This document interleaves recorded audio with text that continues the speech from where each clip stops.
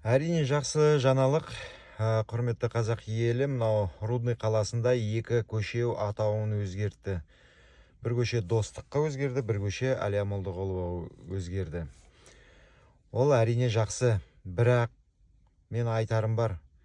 Мынау өз елімізде тұрып, осындай көшелерді, осындай жиналыстармен шешетін болсақ, өзге ұлттарды тыңдап, соған қарсы болмай ма екен деген нәрселерді қашан қоямыз. Неге біз өзіміз қазақ елі мынау баяғы совет үкіметте қойылған атауларды неге қазір өзгерте алмаймыз? Бірақ сөзбен мінекей мынандай батырларымызға өзгереді, тарихы мынандай деп, сондайға өзгеріс келтіру керек қой. Ешкімнен сұрамай-ақ ондай нәрсені. Әрине оның бір протоколдары бар шығар, бірақ оны формальный қылып, бірақ қазақ еліне керек па сол? Баяғы совет үкіметі құрдымға жіберу керек па? Жіберу керек болды. Міне енді осы қателеспесем 27-сі ма осы қарашаның неде Тобыл қаласында болады.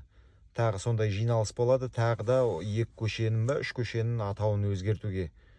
Ал қазақ елі болып соған қатысайық бәріміз. Қалып қоймайық.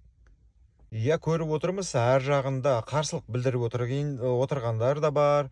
Мынау дауыс берген кезде қарсымын деп беріп атқандар да бар. Бірақ бір әйел шықты ғой, ішінде өзге ұлтты. Сол біздің шешімімізге бәріне түкіруім бар деген секілді соған келтірді. Соған ойлаймын енді құзырлы органдар соған іс-шара қолданады деп. Өйткені ондай нәрселерді жай қалдыруға болмайды. Аузына келгенін сөйлеп.